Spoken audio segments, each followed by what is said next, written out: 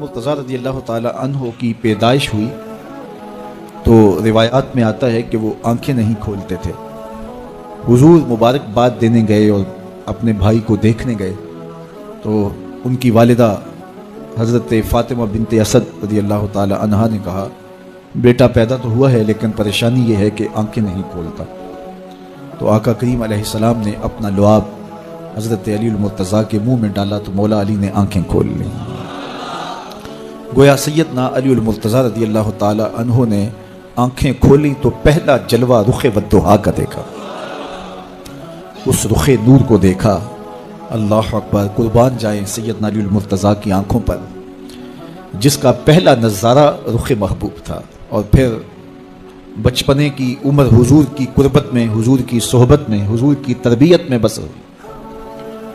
आका करीम अलैहिस्सलाम जब अल्लाह के हुक्म से ऐलान नबूवत फरमाया तो सैयदना अली मुर्तज़ा रज़ी अल्लाह ताला अन्हु ने ईमान लाने वालों में सरे फहरिस्त अपना नाम लिखवाया और आका करीम अलैहिस्सलातु वस्सलाम के साथ फिर हर महाज पे खड़े हुए नजर आए। सैयदना अली मुर्तज़ा फरमाते हैं कि रसूल रहमत नबी अकरम सल्लल्लाहु अलैहि वसल्लम ने इरशाद फरमाया कि ऐ अली, तेरी मिसाल हज़रत ईसा की है।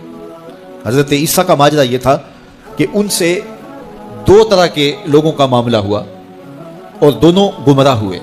एक वो जिन्होंने हद से ज्यादा उनसे मोहब्बत की और इस कदर बढ़ा चढ़ा दिया कि उन्हें अल्लाह का बेटा करार दे दिया, और दूसरे यहूदी थे जो इस कदर बुग़्ज़ रखा सैयदना ईसा अलैहिस्सलाम से कि उनके कत्ल के दरपे हुए, उनकी माँ पे तोहमत लगाई। सैयदना अली मुर्तज़ा फरमाते हैं कि मेरे हुजूर ने फरमाया, तेरी मिसाल भी हज़रत ईसा की। तेरे मामले में आकर भी दो लोग बर्बाद होंगे, एक मोहब्बत की वजह से बर्बाद होंगे, एक बुग़्ज़ की वजह से बर्बाद होंगे। एक मोहब्बत में ऐसे इफरात करेंगे, इस कदर मोहब्बत में तजावुज़ कर जाएंगे, हद से बढ़ जाएंगे कि वो कहेंगे तेरे बारे जो नहीं कहना चाहिए।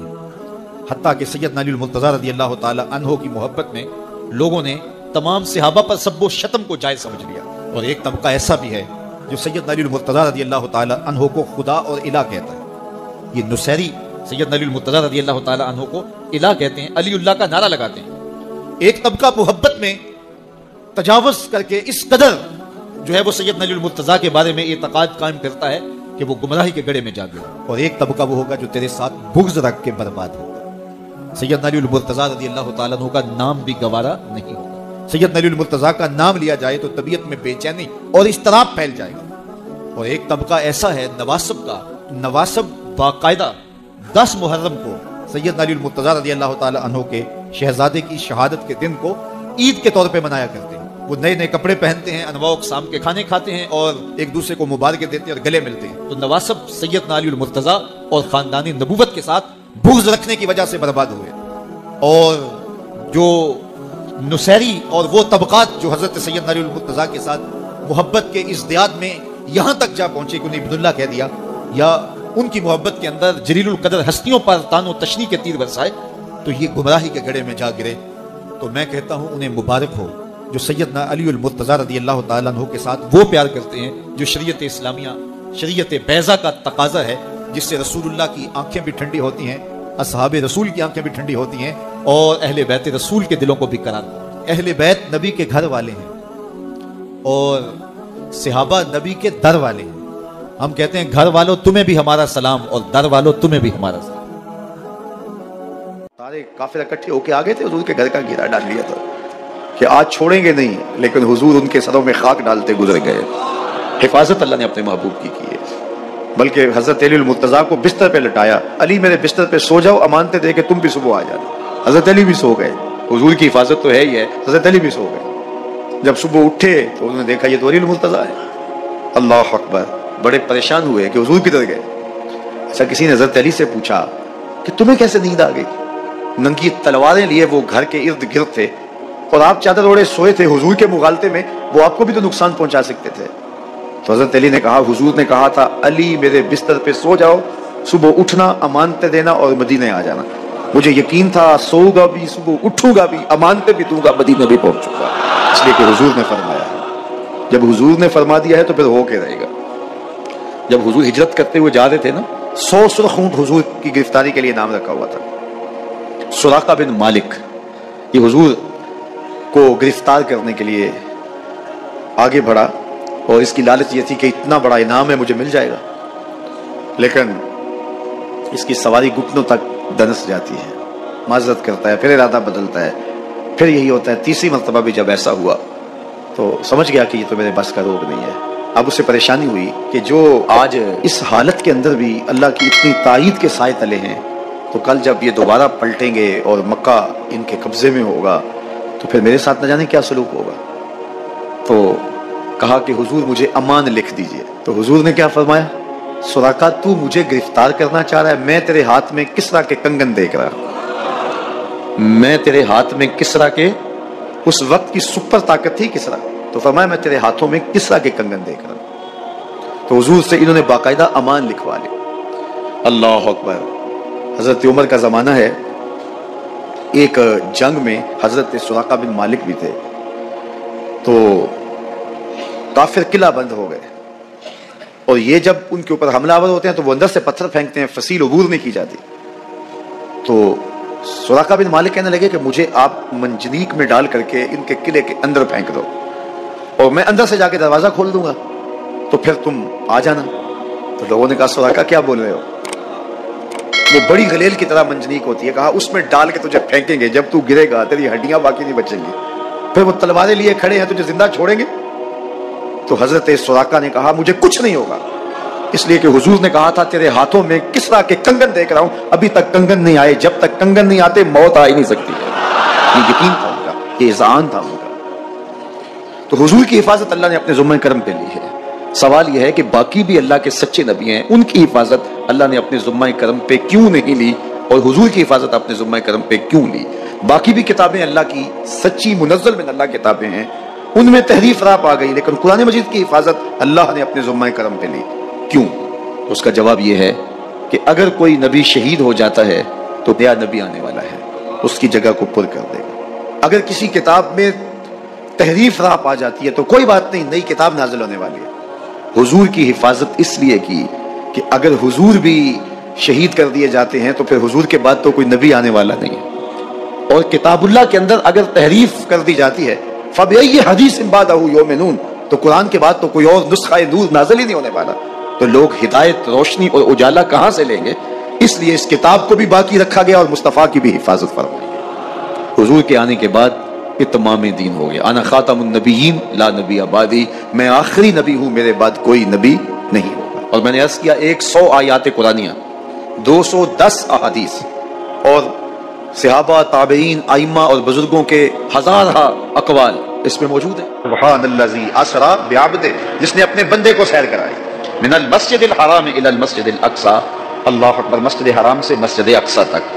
مسجد حرام سے اس سفر کا آغاز ہوا ہے۔ ام ہانی کے گھر میں حضور استراحت کر رہے تھے، دروازہ اندر سے بند کیا ہوا تھا، اور جبریل امین کو حکم ہوتا ہے میرے محبوب کو سر عرش لے کے آؤ، تو جبریل حاضر خدمت ہوئے تو دروازہ بند پایا، عرض گزار ہوئے مالک کیا کروں؟ کہا کہ تو نے دروازے کو دستک نہیں دینی کہ میرا محبوب تیرے لیے اٹھ کے دروازہ کھولے، اللہ اکبر۔ تو مالک کیا کروں؟ کہا چھت سے سوراخ کرو، اور جبریل نے چھت سے سوراخ کیا اور وہاں سے سمٹ کے حضور کے قدموں میں آ بیٹھے۔ صحیح حدیث میں آتا ہے جبریل کے 600 نوری پر ہیں، ایک پر کھولے تو شرق سے لے کے غرب تک، شمال سے جنوب تک پھیل جائے، اور اتنے بڑے بڑے 600 پر، تو 600 پر جس جسم پہ ہوں گے وہ جسم کتنا بڑا ہوگا؟ معراج کی شب چھوٹے سے سوراخ سے آیا، دنیا کو بتایا کہ محبوبوں کے در پہ آئیں تو بڑے ہو کے نہیں چھوٹے ہو کے آیا کرتے۔ تیرے ہندیاں سندیاں محبوبہ، اگر آپ کی توجہ ہو تو، تیرے ہندیاں سندیاں محبوبہ، میں کافر ہوا جے میں ہوا۔ اپنے وجود کی جب تک نفی نہیں نہ کی جاتی کچھ ملتا ہی نہیں ہے۔ جبریل سمٹ کے حضور کے قدموں میں آ بیٹھا، محبوب اب بھی سوئے ہوئے، اللہ اکبر، تبارک اللہ شان تیری، تجھی کو زیبا ہے بے نیازی، کہیں پہ جوش لن ترانی، کہیں تقاضے وصال کے، کوئی کوہ طور پہ جا کے کہہ رہا ہے رب ارنی انظر الیک، مالک دیکھنا چاہتا ہوں نقاب اٹھا دے، جواب ہوتا ہے نہیں نہیں تم نہیں دیکھ سکتے، اور ادھر محبوب سویا ہے، جبریل حاضر خدمت کھڑا ہے، محبوب اٹھو، رب انتظار کر رہا ہے، وہ جبریل قبل قدمہ ہے، میرے محبوب کے قدم چوم لے، تو جبریل نے اپنے کافوری ہونٹ حضور کے قدموں پہ رکھ دیے۔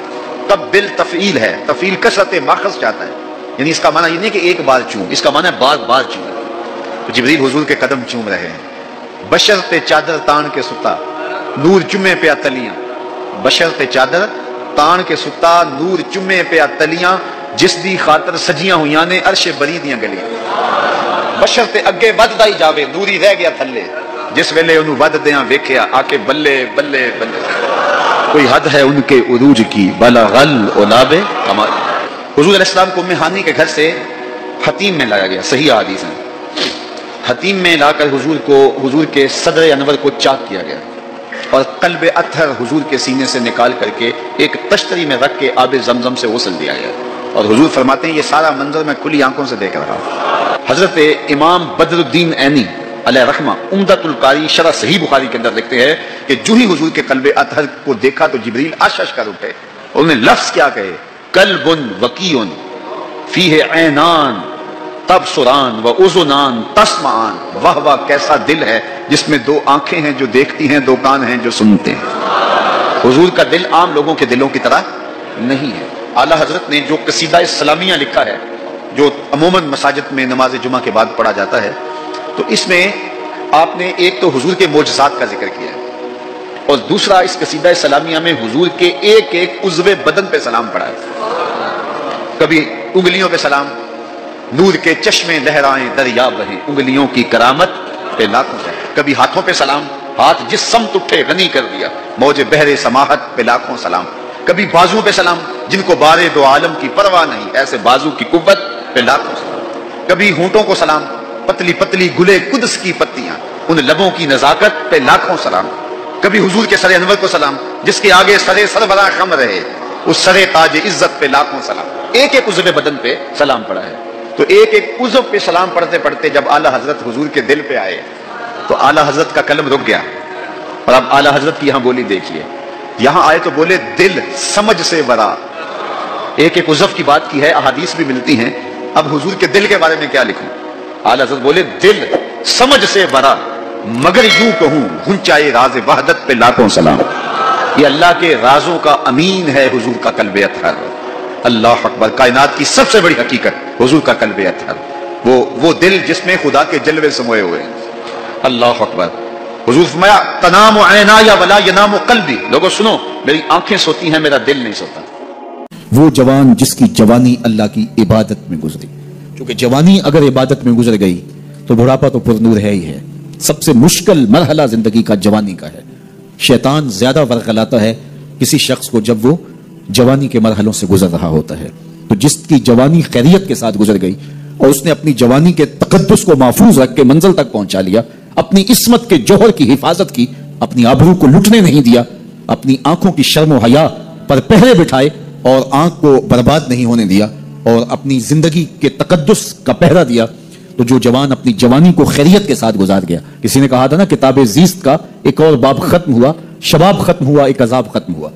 تو جوانی جس کی منزل تک پہنچ گئی خیریت کے ساتھ, عافیت کے سائے میں. مشکل تو بڑا ہے جوانی کو منزل تک لے جانا, خیریت کے ساتھ, داغدار نہ ہونے دینا, جوانی کے تقدس کو رسوا نہ ہونے دینا, عصمت کے جوہر پہ کالک نہ لگنے دینا, خواہشات کو غالب نہ آنے دینا. آسان کام تو نہیں ہے, مشکل کام ہے. لیکن اگر کوئی مشکل کاٹ گیا, جوانی کے تھوڑے سے ایام میں گزار گیا, اللہ اکبر. حضرت شیخ خطلی کہتے ہیں, داتا گنج بخش علی حجویری علیہ رحمہ کے مرشد ہیں, الدنیا یوم ولنا فیہا صوم. وہ کہتے ہیں دنیا ایک دن ہے, ہم روزہ رکھ کے گزار رہے ہیں. تو روزہ رکھ کے سارا دن گزر ہی جاتا ہے, دوپہر بھی آتی ہے گزر جاتی ہے, اور عصر کا وقت بھی آتا ہے گزر جاتا ہے, کھانے کا وقت بھی آتا ہے, چائے کا وقت بھی آتا ہے, سب کچھ ہوتا ہے لیکن گزر جاتا ہے. افطار تک بندہ پہنچ جاتا ہے. جس نے زندگی روزے کی طرح گزار دی, جس نے جوانی روزہ رکھ کے گزار دی, خواہشات کو بے قابو نہیں ہونے دیا, مشکل کام تھا لیکن اس نے مشکل کام کر دکھایا. اجر کتنا بڑا ہے, سنیے اللہ کے محبوب کی زبان سے سنیے. حضور نے ارشاد فرمایا جو سیدنا ابو ہریرہ کے ذریعے سے ہمارے تک پہنچا, فرمایا قیامت کے دن جب سورج کا رخ سیدھا ہوگا, زمین تانبے کی ہوگی, لوگ پسینے میں شرابور ہوں گے, کوئی ٹخنوں تک پسینے میں, کوئی گھٹنوں تک, کوئی کمر تک, کسی کو پسینے کی لگام دی جائے گی. اور وہ پسینہ ایسے نہیں ہوگا جس طرح یہ پسینہ ہے, اتنا گرم ہوگا. ابن رجب حنبلی کہتے ہیں اس پسینے کا ایک قطرہ اگر احد پہاڑ پہ ڈال دیا جائے تو وہ پگھل جائے, اتنا گرم ہوگا, بدبودار اتنا ہوگا. ایک قطرہ دنیا پہ ڈال دیا جائے, انسان کیا جانوروں کے دماغ بھی پھٹ جائیں. اس پسینے میں لوگ شرابور ہوں گے. لیکن جس نے اپنی جوانی کو عافیت سے گزارا ہوگا, کل قیامت کے دن جب کوئی سایہ نہیں ہوگا, اللہ اس جوان پر اپنے عرش کا ٹھنڈا سایہ عطا فرمائے. وہ شخص جس کو کسی عورت نے دعوت گناہ دی اور وہ صاحب منصب تھی, صاحب جمال تھی, اور اس نے یہ کہہ کے یہ خواہش, یہ آرزو مسترد کر دی, انی خاف اللہ. اسی طرح کوئی عورت ہے تو اس نے اپنے تقدس کی حفاظت کی، اپنی آبرو پہ پہرا دیا اور کسی پیشکش کو ٹھکرا دیا. تو فرمایا قیامت کے دن جب کوئی سایہ نہیں ہوگا اللہ اسے بھی اپنے عرش کا ٹھنڈا سایہ دے گا. کیسا سخت دن ہوگا اور وہ کس اعزاز میں ہوگا، کس تکریم میں ہوگا. یہ تو 4 دن 10-20 سال ہیں اور وہ 50,000 سال کا ایک دن. پھر اس کو اللہ کا شکر ادا کرنا ہوگا کہ اللہ تو نے کتنا کرم کیا میرے اوپر کہ میری جوانی خیریت اور عافیت سے گزری اور آج اس کا تو کتنا بہتر صلہ مجھ کو دے رہا. وہ جوان جو ہی پروان چڑھا ان فوان شباب آیا تو اس کی پیشانی سجدے کے تقدس سے مالا مال ہو گئی. اس کی آنکھوں میں حیا اور شرم کے پہرے آ گئے، اس کے خیالوں میں پاکیزگی آ گئی، اس کی زندگی کے شب و روز نیکی کے ماحول میں بسر ہونے لگے. اس کی راتیں ذکر الہی میں، تلاوت کلام مجید میں اور دن یاد الہی میں روزے سے گزرنے لگے. حضرت عطا تابی ہیں، کہتے ہیں میں عبداللہ ابن عمر رضی اللہ تعالیٰ عنہ اور حضرت عبید بن عمیر رضی اللہ تعالیٰ عنہما ہم تینوں حضور سیدہ عائشہ رضی اللہ تعالیٰ عنہا کی خدمت میں ایک دن حاضر ہوئے اور جا کر کے کہا کہ حدثنی بِأَعْجَبَ مَا رَأَيْتَ مِن رسول اللہ صلی اللہ علیہ وسلم، کہ اماں جان حضور کی کوئی ایسی بات سناؤ جو بڑی عجیب ہو. ہم تینوں لوگ جب حاضر ہوئے اور یہ بات عرض کی تو حضرت عطا کہتے ہیں کہ ام المومنین سیدہ عائشہ رو پڑی اور فرمانے لگی آقا کی ہر بات ہی عجیب تھی. اور پھر انہوں نے ایک بات سنائی. کہتی ہیں کہ ایک دن حضور علیہ السلام تشریف لائے اور میرے حجرے میں حضور جلوہ فراز تھے. رات کا کچھ حصہ بیتا تو فرمانے لگے اتازنین لی فی عبادت ربی، اے عائشہ مجھے اللہ کی عبادت کے لیے تم جو ہے وہ اجازت نہیں دیتی ہو. تو میں نے عرض کی کہ حضور میں نے روکا کب ہے، آپ مختار ہیں. تو حضور علیہ السلام نے مصلی بچھایا. فرماتی ہیں کہ اتنا روئے کہ میں نے دیکھا کہ حضور کی جھولی مبارک آنسوؤں سے تر ہو گئی. پھر حضور نے تھوڑی دیر آرام کیا اور اس کے بعد حضور پھر دوبارہ مصلی پہ تشریف فرما ہوئے اور اتنا روئے ثم بکا حتی رأیت دموعہ قد بلت الارض، اتنا روئے کہ حضور کے آنسوؤں سے زمین بھی بھیگ گئی. تو کہتے ہیں اسی اثناء کے اندر حضرت بلال حبشی رضی اللہ تعالی عنہ حاضر ہو گئے. وہ جب اذان ہوتی تو حضور کی خدمت میں حاضر ہوتے کہ حضور جماعت تیار ہے. تو وہ جب حاضر ہوئے تو حضور زاروں کے تار رو رہے تھے. تو انہوں نے عرض کی کہ حضور آپ کیوں رو رہے ہیں؟ تو حضور نے فرمایا اے بلال میں کیوں نہ رہوں جب یہ آیت اتری ہے ان فی خلق السماوات والارض واختلاف اللیل والنہار. یہ آیت حضور نے پڑھی. فرمایا کہ یہ آیت مجھے رونے پہ مجبور کرتی ہے اور میں جب اللہ کی قدرتوں پہ تفکر کرتا ہوں تو پھر زاروں قطار ہوتا ہوں. اس طرح ساری رات حضور آنسو میں گزار دیتے اور اللہ کے حضور اتنی کثرت کے ساتھ روتے کہ حضرت انس کہتے ہیں کان رسول اللہ صلی اللہ علیہ وسلم ابہر العینین، حضور کی آنکھیں دریا جیسی تھیں. حضور نبی رحمت صلی اللہ علیہ وسلم کی مبارک آنکھوں کا رخ زیادہ زمین کی طرف ہوتا. جب دیکھتے تو آسمان کی طرف کم دیکھتے، زیادہ حضور زمین کی طرف دیکھتے. نظرہ الی الارض اکثر من نظرہ الی السماء، آسمان کی طرف بھی حضور کی نگاہیں اٹھتی تھیں لیکن زیادہ دیر حضور زمین کی طرف دیکھا کرتے تھے. اور جب حضور کی نگاہیں اٹھتی تھی تو پھر اللہ جبریل کو بھیجتا تھا. قد نرا تقلب وجہک فی السماء، محبوب تیرے چہرے کو ہم بار بار آسمان کی طرف پلٹتے ہوئے دیکھتے. اللہ اکبر. تو محبوب اگر پروگرام بن گیا ہے قبلہ تبدیل کرنے کا تو پھر دیر نہ کیجیے، ابھی رخ پھیر لیجیے. قبیلہ بنو سلمہ کی مسجد ہے، ظہر کی نماز ہے، 2 رکعتیں پڑھی جا چکی ہیں، 2 رکعتیں ابھی باقی ہیں. خاطر آتر میں بات آئی قبلہ بدل جائے تو کیا خوب ہو. تو ابھی دل میں خیال آیا اور خیال سے ہی آسمان کی طرف نظریں اٹھی تو جبریل امین حاضر خدمت ہو گئے رب کا سندیسہ لے کر، رب کا پیغام لے کر. محبوب اگر پروگرام بن گیا ہے تو پھر دیر نہ کیجیے، ابھی رخ پھیر لیجیے. یا اللہ تیری نماز تو پوری ہو لے. کہا میری نماز بعد میں پوری ہوگی، پہلے تیری مرضی پوری ہو.